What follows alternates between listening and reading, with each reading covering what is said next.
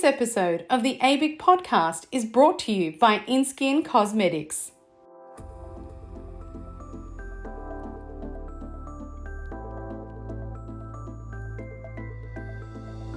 Hello and welcome to the ABIC podcast, your online support community for the aesthetic and beauty industry. Here, we're strengthening and unifying the industry through representation, innovation, and education.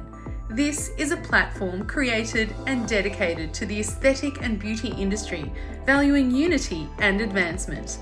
We serve to represent, support, and inspire you by connecting you with industry experts, expanding your knowledge through educational pieces, and bringing you the latest industry news.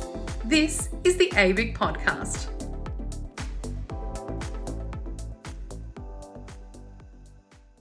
I'm your host, Stephanie Miller, and today's guest is Maria Coccioloni from InSkin Cosmetics. Driven by a deep passion for the professional beauty industry and a desire to create greater transparency for skin professionals and their patients, Maria Enna Coccioloni founded InSkin Cosmetics in 2007. With almost 40 years of industry experience, Maria Enna Coccioloni is the golden thread that connects InSkin Cosmetics, its powerhouse portfolio of brands, and her team of experts, and the only Australian icon to have created 3 professional skincare brands from scratch. Throughout her career, Maria has been an integral member of the professional beauty industry, having worked across aesthetics, sales, education, management, as a business owner, and now a board member of the Aesthetic and Beauty Industry Council. Across her breadth of accomplishments, Maria is most proud of the team she has built and the culture she has created at InSkin Cosmetics. As an entrepreneur and business leader, Maria proudly embraces the strengths of being female, infusing professionalism with emotion and compassion and kindness with providing empowerment. Maria's philosophy is that all brands in her portfolio must make good business and good skin sense, supporting healthy businesses and skin too. Her focus is defying skin aging and giving patients their best opportunity to age gracefully. Be confident in their skin and never stop believing in themselves. The pillars O Cosmetics, Ginger and Me, and now InSkin.co are built on. Next for Maria, to expand her brands internationally, one country, one skin at a time. Here to discuss online protections and consumer safety in the skincare industry, from InSkin Cosmetics, today we welcome Maria Coccioloni. Welcome to the podcast, Maria Coccioloni. How are you today? I am so great, and thanks for saying Coccioloni like you're Italian. That's because I am. It's so nice. You know, when I used to get on a Qantas flight, they go, "Good morning, Mrs. Smith. Welcome aboard. Good morning, Mrs. Whatever." And then they go, "Good morning, Maria," because they could never say Coccioloni. Now they can, so that's great. Thank you, Steph. You're very welcome. I'm actually super excited to have you on the podcast. I don't think we've ever done a podcast, you and I, before. I don't think we have, but we've got a really good topic. And it's our very first, so it's special, but also because I've known you for so many years and we're on the council together. So this is an extra special podcast. Yeah, thank you. God, we have known each other way before ABIC was a thought and way before InSkin was a thing. We go back a long way. It's so lovely to be able to work with you again, Steph. I absolutely love it. Me too. And I can honestly say, everyone, that Maria was my very first role model and still my ultimate role model out there in the industry. I always thought to myself, one day I want to be like Marie. Okay, so you just decided you would just surpass me and do way better. So yeah, okay, let's move on. Got it. Thank you. Thank you so much for doing the podcast today and for everything you do for the industry. We are absolutely in awe and so thankful for everything that you do, and also for the incredible brands that you have brought to our industry in such a phenomenal, very different way, because of course your whole story is quite unique in the industry. But I don't think there's anybody out there that doesn't know your story, but just in case, Are you able to tell us your wonderful journey into Oh, beauty and oh aesthetics? God. That's a really loaded question because next year in December, I will have been in the professional beauty industry or a qualified beauty therapist as it was back then, 40 years. So I sort of go, like, how did that happen? Especially when I remember that when I went to a careers market when I was doing my HSC, so in year 12, I thought I was going to be a doctor or a lawyer. And I walked up to this careers market and he was beauty therapy. And I was like, what the hell's beauty therapy? I was very lucky to speak to the principal of the Diana Nolan School of Beauty Therapy. And it was for me, seriously, Steph, hand on heart, love at first sight. Oh, wow. I was like, what medicine, what law? Like, I came home and told my parents I was going to be a beauty therapist. And I was like, what? What are you going to be? And we didn't use the term esthetician back in those days. And I didn't know that in Italian, that a beauty therapist was an esthetista. So had I known, we used esthetician, and I might have said esthetician, they might have understood esthetista, but my dad translated beauty therapist into a masseuist in King's Cross Oh, goodness me. and did not speak to me for 3 months because devastated because I wasn't going to do law, I wasn't going to do medicine. Good news is that my parents are incredibly proud of what I did do with beauty therapy. But to answer your question, the journey has been something that I don't know. If someone had said to me when I graduated, pen your dream, write down your dream, I could never have written this story because it's way more than I could ever have imagined but along the line it's like everybody looks at the destination and sees where I am now, but it was an incredible journey in like being a beauty therapist, an active beauty therapist, and I absolutely loved my hands on on a patient and being able to make that difference just like that from that touch point. But one of the things that has always come incredibly naturally to me has been the skincare side of it, the commitment from the patient at home. So it was always for me, I was like, this is what I am going to do for you while you're in the clinic, but this is what I need you to do for me when you're at home, because I just need you to keep this treatment result happening. I need you to keep, working the skin so that when you come back next time, we work from the next level and the next level. But the funny thing with that is that I didn't realize back then that I was working with fluff and puff. Like that's probably the best way to say it, right? I remember making a sale, $1,000 sale, like I'm talking, oh my God, 25 years ago, $1,000. And we worked in this perfumery where there was a glass that we could see out, but the customer couldn't see in. And my team were behind that wall watching me ring up $1,000 skincare sale, right? It was a French skincare brand. And when the customer left, they were like, oh my God, oh my God. And I was like, oh my God, what if I don't get a treatment result? What if the customer doesn't get a result? I just took $1,000 from that client. Imagine Panic. the panic, yeah. But I think what happened back then when we didn't have the actives and we didn't have, real innovation and technology that could change the way the skin works, right? It was the self care that was working, and they were getting the hydration, they were getting the nourishment, they were using the ampules where you break the glass ampules, and they just got beautiful results. And it started hands on, and then I got to work in different companies and got to see what the distribution side looked like. And but for me, honestly, the reason why I started in skin cosmetics some 16 years ago now is I wanted to bring the heart and soul back into the industry. I wanted to control the environment that I worked in, and I wanted to offer an environment to other people that shared my dream and were happy to ride this journey with me, so that we always worked in this beautiful, happy place, and we didn't worry about some of the things that we're seeing in the industry today. That's beautiful. And I mean, the commitment to the heart and soul, almost is as strong or if not stronger than the actual skincare philosophy itself. They partner so well together because obviously, I mean, skincare is so much more than just a product that you put on. It's a ritual that you do for yourself. And it's time that you take for yourself. And you were talking about even products that didn't have the active ingredients in there, getting the results because that person would spend time.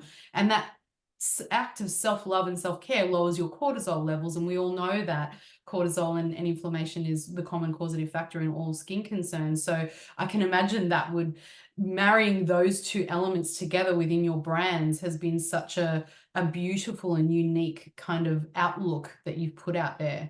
So beautifully said, Steph. Thank you for that. But it is true. Like, which one is more important? They're both as important. But at the end of the day, I will never not put the people side first. You Mm. know, because if everybody is happy, then everything else comes together. If everybody feels they're being heard, if everybody feels that I'm very, very aware that my incredible team choose to ride my journey. I still today am the driver of that journey, but I'm very aware that, if my vehicle wasn't full of these amazing people that could execute this incredible strategy, that I wouldn't be where I am today. So the people is really important, and sometimes, or often I would say, it's the decision for partners, for the industry. It's what helps them make the decision and say, well, look, I get there's a lot of great products out there, right? So you really and truly need to do your homework to understand what makes a product different, what's the point of difference, how will it work in your business, how will it impact your business, how will it impact your bottom line. But at the end of the day, it's more than that. So when I need that support, who will support me? I have 19 BDMs on the road, you Wow. know, and then I've got 5 in customer service, 4 of them that are beauty therapists. So and all my team are all beauty therapists. They're all qualified in skin and skin science. And so it's like that sometimes can be the deciding factor. Not only do I want a really great product, but geez, I want a partner as well. I want to be able to Yeah. pick up the phone and share my wins, but I also want to pick up the phone and share my tears. And that's what we do. And you are partners. I mean, everyone knows I own clinics, and I definitely am an in-skin stockist myself, and I'm a huge fan. I mean, I'm a formulator myself, so I have great respect for what you've done. No one in Australia has done what you've done. You've actually got a number of brands that you've formulated yourself, and I know from just trying to formulate one little thing, say, where you've done just this game-changing a range of for everybody really of diverse products within the InSkin umbrella. And Yeah. I was talking to you earlier, I'm like, how do you do this, Marie? Like, how do you have so many products on the go and be so hands-on? You said you wrote your manual, the latest manual yourself. Yeah, our new brand, our guys were really we've got a lot going on at the moment. We've got a new e-hub for our education, and the two the national education manager and the education specialists were in lockdown getting that training hub happening. And I went, you know what, I'm just going to do it myself. And they go, no, I can't do that. And I said, hang on a second. I've done it for my other brands. I can do it for this one as well. And in the end, I was really proud that I had put this, the welcome manual together myself.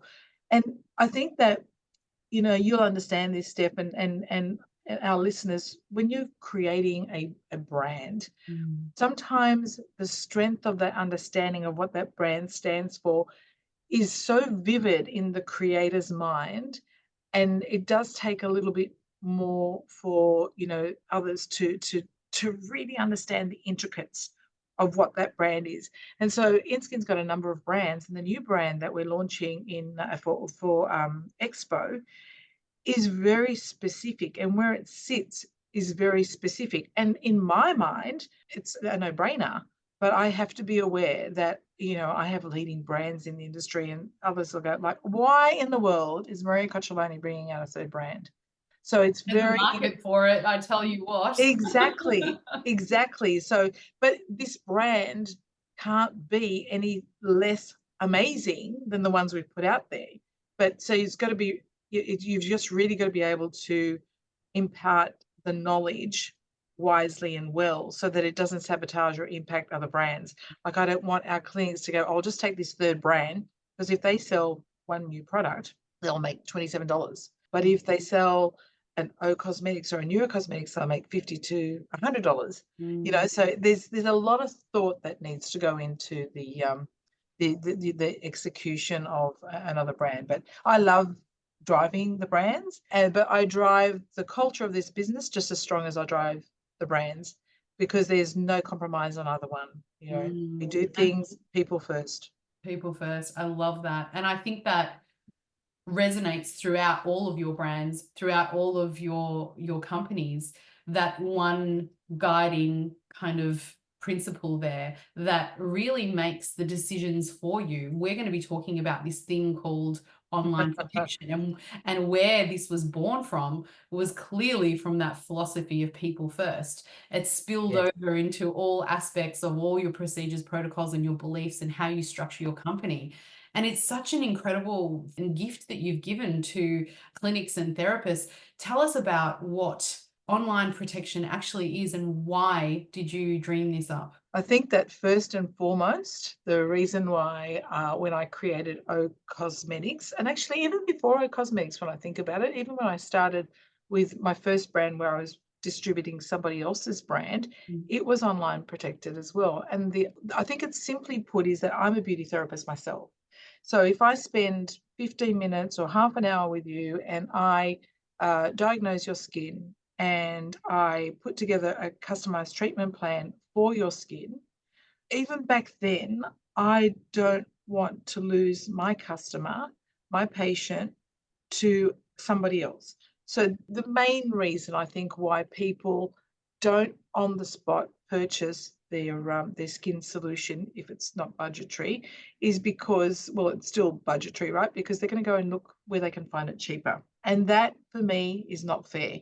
I have just given you my expert advice, and you're now going to go and give somebody else the reward because you can. And so especially when I launched O Cosmetics, I wanted to make sure of a number of things, but the main thing was that the reward stayed with the therapist that was offering the expert advice. I didn't want the consumer to be able to go outside and say, oh, I'll just have a think about that. And then they're really just going outside and they're Googling O Cosmetics and where else they can get it. And that is really the core reason why the brand is online restricted. Wow. And of course, in some way, InSkin has taken, I suppose, the more altruistic approach, but sacrificed market share almost. In other people's mind, that could be a thing, possibly not. That's what we're going to ask you next is how does this help your business, but also how does it maintain the integrity of O Cosmetics products inside that space and especially in the digital marketplace? It's such an interesting question. Like, I guess in the beginning when I didn't have any clients at all, it's sort of like, oh my gosh, why are you choosing such a small niche little market to launch your brand? Like you're foregoing the online Yes. and the Meccas and the Sephoras and the department stores. Why are you choosing this little niche? I chose this little niche because I was part of that little niche. Like, it was my baby, it was my home. And I really felt that we should have something that was exclusive that you couldn't get anywhere else. So, in the very beginning, we built this brand purely on skin experts. Like, when you think about it, what nutcase builds a brand and gives it to the most skeptical market of all, the skin expert? This nutcase. But what did that do for the brand? The brand became a national brand endorsed by the hierarchy of skin gurus, right? So the other thing is that once you've got that following, and you start to become well known, and you've got sort of a really good sprinkling of clinics around Australia, then you can't turn away clinics. Like, people go like, oh, I've got Chadstone and no one else should be in Chadstone. It's like, well, the brand is exclusive to the professional industry. So I can't start turning away clinics because I'm already turning away the online, the department stores, the Meccas and all that sort of thing. So at the end of the day, what happens here is that we have built this incredible brand on skin experts, on skin science. That's what we have that no one else has got. This industry has got this incredible knowledge about skin, how Mm. the skin works, what the skin needs, how we stimulate it, how we rebuild it, how we take a customer through a journey, but it's guided and led by the skin expert. And so now I could easily take it to Mecca. If I could show you my emails, I can show you the emails from Mecca and the emails from Adore Beauty. We just approached Adore Beauty with one of our other brands, with Guestgate, and they go, "Can we talk about O Cosmetics?" They try all the time, but Mm. what hasn't changed is that the idea is to give the consumer a skin journey that is based on skin science, and it's guided by a skin expert. And so, as a company, are we now sacrificing the bigger picture? Yeah, absolutely. Could we go into Mecca and into Sephora yeah, we absolutely could, but we don't, because we are committed to this professional skin industry and giving them something exclusive that nobody else has got. So the client has got to come back to the clinic to buy their product. InSkin Cosmetics, the story of a woman with a dream, her garage, a pair of heels, and some flats. Maria Coccioloni only ever wanted one thing: to create her very own range of candles. In the spring of September 2007, in the garage of her family home, Maria had lit the flame of a dream bigger than anyone, including she, could ever have imagined. InSkin Cosmetics. InSkin Cosmetics launched with one brand, no clients, and a vision to return the heart and soul to the Australian beauty industry. In her flats, Maria was a warehouse manager, pick and pack, customer care, operations and logistics. In heels, she was sales, marketing and education. Today, InSkin Cosmetics has transformed from beauty distributor to leading medical aesthetic distributor and is home to a powerhouse portfolio of skin health products and devices, including O Cosmetics, Ginger and Me, the incoming InSkin.co, Dermapen World, Geski, Opti.nc, Viora Devices, Photon Smart, CryoPen, and Skin DNA. The InSkin Cosmetics family, though bigger than ever and still growing, continues to go from strength to strength, anchored in the same founding 8 core values Maria created in her garage: integrity, customer-centric, transparency, the honeypot, personal responsibility, gratitude, family, and growth. To this day, these values are taught to each new team member during induction by Maria personally. Maria and InSkin Cosmetics may have left the garage over 10 years ago, but this CEO, director, creator, and leader still wears both heels and flats. It just depends on the day. Oh, and that candle range? You can find it in her Ginger and Me gifting collection. To learn more, visit www.inskincosmetics.com.au. And so then we go on to this online protection and restriction, and it's like, well, hang on, not all clients want to come in and buy their product. So, like, they want the convenience strategy. And so this is where we tell our clients on a supply agreement, a legal contract between us that says, you can definitely let your customers know that you sell O Cosmetics, and you can definitely advertise O Cosmetics.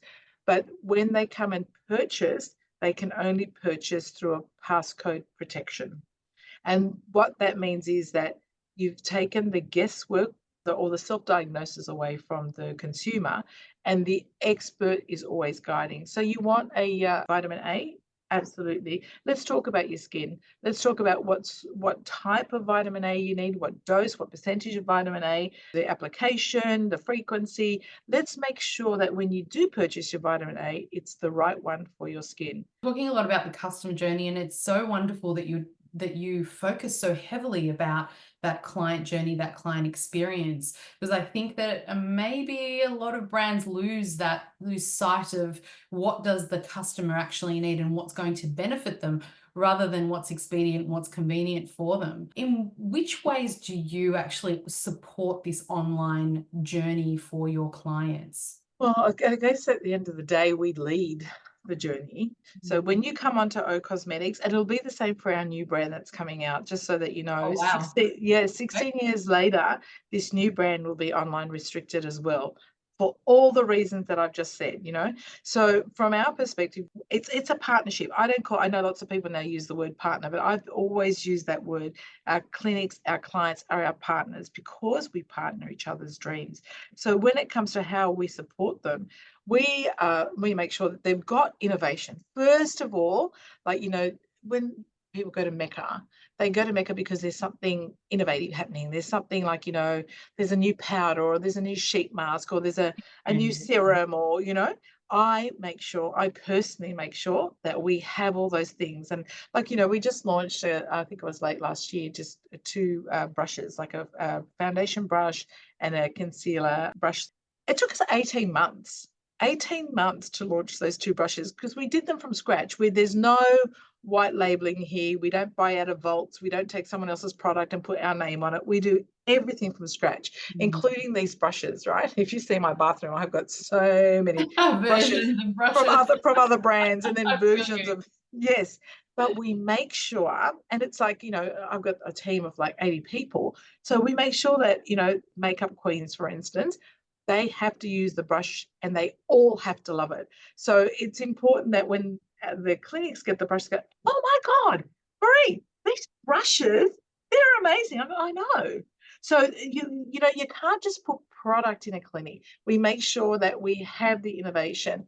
I'm not a lover personally of sheet masks, but all my brands, including my new brands, will have sheet masks or have sheet masks. Why? Because they're not just a fad, they're a movement.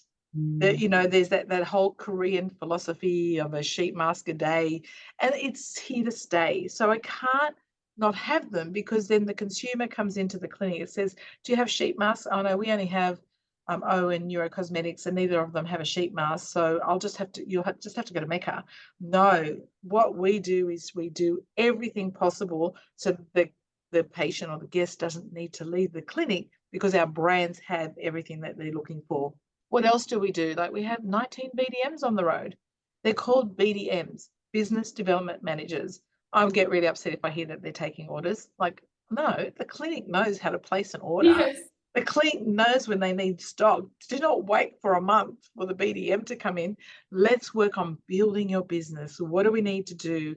And of course, we work on that whole treatment plan, like, you know, the in-clinic treatment. So what have we got happening in the clinic and the treatment side that can build your business? Like, another reason for the consumer to come into the clinic. So it's a partnership, but it's not just a word. It is a relationship that is very, very special, so that everybody wins. Like, you know, I have this philosophy. I say, you know, when people ask, can I have, and my BDMs, the whole organization know that the answer is yes. The answer is yes. You can have that on a win-win basis. Yes, you can have $1,000 of samples if you place an order for X amount. We can do anything and everything on a win-win basis. I can attest to that. Out of the blue, I had an email from one of your managers, your actual state manager, not because they wanted to sell anything, because we've already got, you know, the product, just because, hey, we just want to do some advanced training with you. You might be needing some advanced techniques. Let's just come in and give your staff a full day training. Thanks very much, for nothing in exchange. And I was like, oh, wow. Okay. Yep. And the offer was, we'll come to you as well. And then, Yep. you know, half your stuff, we've got a lot of stuff. We'll come to you for half of it, and you come to us for half of it. So it definitely was a win-win. Yeah. And then, you know, Steph, we had this conversation today. We are going online with finally going online with our e-learning. And the reason for that was because the brands have become quite huge in SKUs, and we realized that there's a shift in the availability of the therapists coming to our head office or to our training hubs. You know, there's not as much opportunity for people to leave the clinic for a day and come in for treatment. And also to the learning capacity. You know, not a lot of people can do an all-day training and retain all that information. So this is a self-paced learning online, but the professional will always be face-to-face. But we realize that for our regional, for instance, we need to, like one week we say, right, we're going to do this, and the next week we change it because our regional people have got different needs to our city accounts, So we are constantly evolving. We can have a meeting today and someone will say to you, Maria, last week you said that we were going to do this. I said, yeah, but last week I didn't know this. So pivot, change, quick, adapt. And that's what we do. There are challenges that come with trying to maintain an online protection. But at the end of the day, I always say that this is what we stand for. This is the agreement that we've made between us. And we need to make sure that everybody is maintaining to the rules. So we do have some interesting conversations with some of our partners. But at the end of the day, Steph, I'm not going to lie to you, we are prepared to lose the customer, then compromise on the pillars that we've built the business on. And you know what? That is what integrity is about, right? Integrity is, sometimes we think integrity is a good word, but integrity just means sticking to your core belief.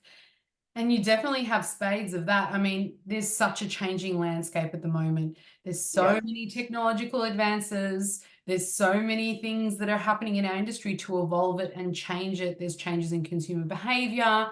We're going through an extreme shift. How do you think that the online restrictions will actually evolve or keep pace with those changing behaviors? I think that's a really good question. Like when I look at the relationship with a doctor, for instance, like we are skin doctors, right? So you don't compromise who you're talking to when it comes to your well-being and your health. And you do look for specialists all the time.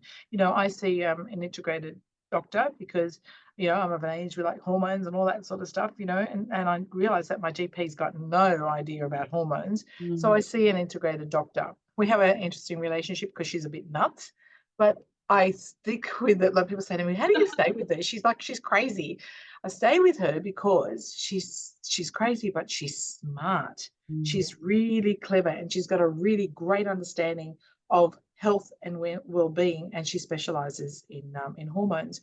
So we will always be the skin specialists. We just have to find a way that we can be more attainable to the general public. Instead of shying away from the online protection because everybody else is making changes, is staying firmer to this commitment, because I want the consumer to know that there is somewhere that they can go and they can be guided in their skin journey. So at the end of the day, I just want to avoid the consumer spending money on products that aren't going to give them the results, or products that go viral. And yes, they may be good for a particular skin or a particular skin condition, but they're not for everybody. So the way that we have now better options and access with doctors since COVID with telehealth, I want to make sure that we just find a way that we can speak to more consumers about their specific skin concerns and customize a plan for them, that they're always dealing with a skin expert. So I don't see us changing. I ask our partners all the time, like when we came out of COVID, we held our ground in COVID. We didn't have an online plan. And so we fell to our knees like the clinics fell to their knees. But we did come out of this so much stronger because we realized that the consumer desperately needed to talk to an expert about their skin. So I'm not going to change that, Steph. I can't see how anything's going to change. Drugs are never going to become over the counter, and O Cosmetics and our new brand are not ever going to be available, not while I'm at the helm. If you think about it, there's such an information asymmetry when it comes to skincare and skin science.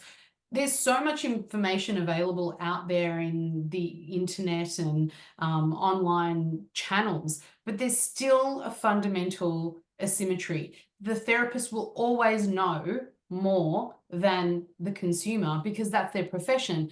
The formulator, the brand, will always know more about the product than the therapist or the patient.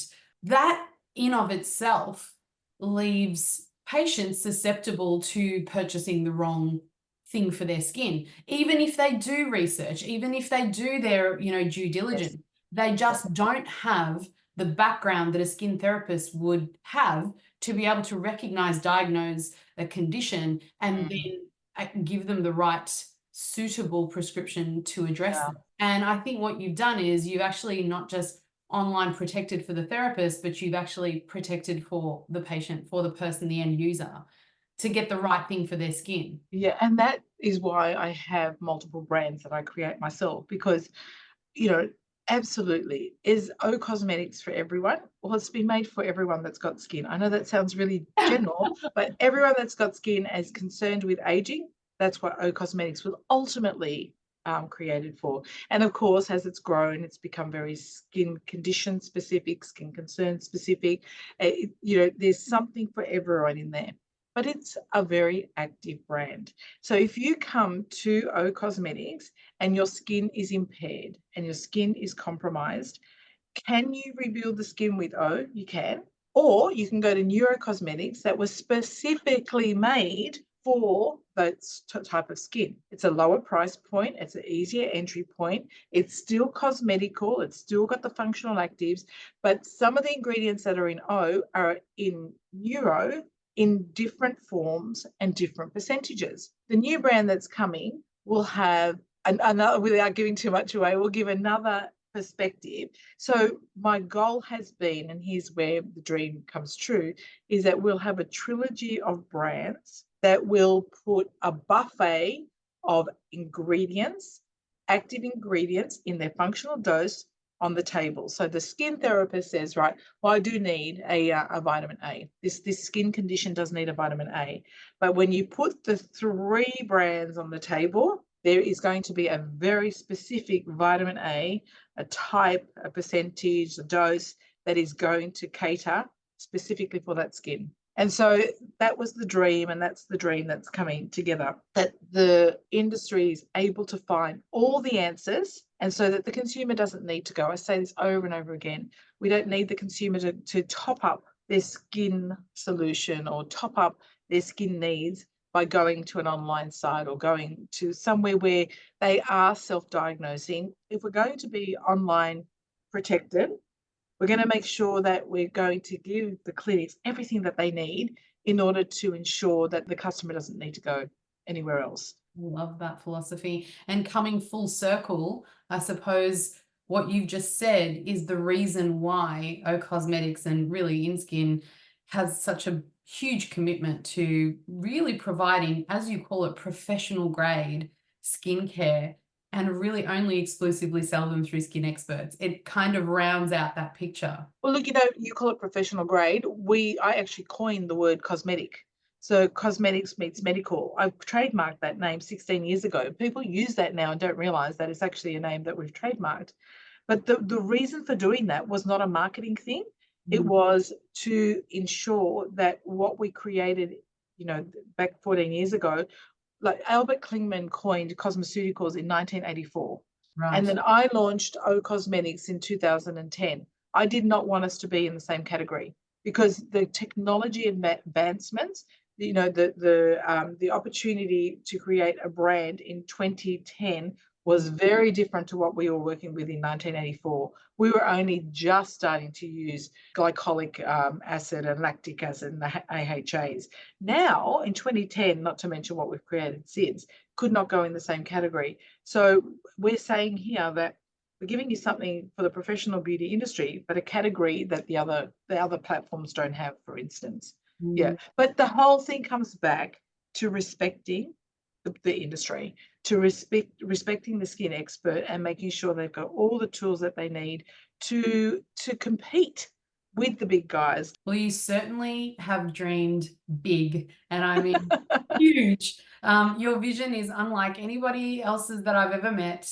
Even listening to you during this podcast, I have learned so much, and you've inspired me, as I know you're inspiring thousands of people at this right moment when they're listening to you. And also, I don't know how you have time, but you joined the council as a founding councillor. All of this incredible dream and culminated into giving back. You know what? Yeah, thank you. elegantly. You know what I want to say there? I can't let you finish on that beautiful message without me saying that it is such an honour and a privilege for me to be on the council, because I am constantly learning and evolving through the council. The day that stops will be the day that I leave the industry. If I am not making a difference in the industry, then it's time to go. And I'd like to go on a high note. I don't want to leave like, on a terrible situation or whatever. But the bottom line is that the council, not everybody sees what happens on the council, and it's incredibly forward thinking. And the roots and the core movement of the industry is really what people don't see. And that's the protection of this industry on a national level, in Parliament, that government understands who we are, what we need.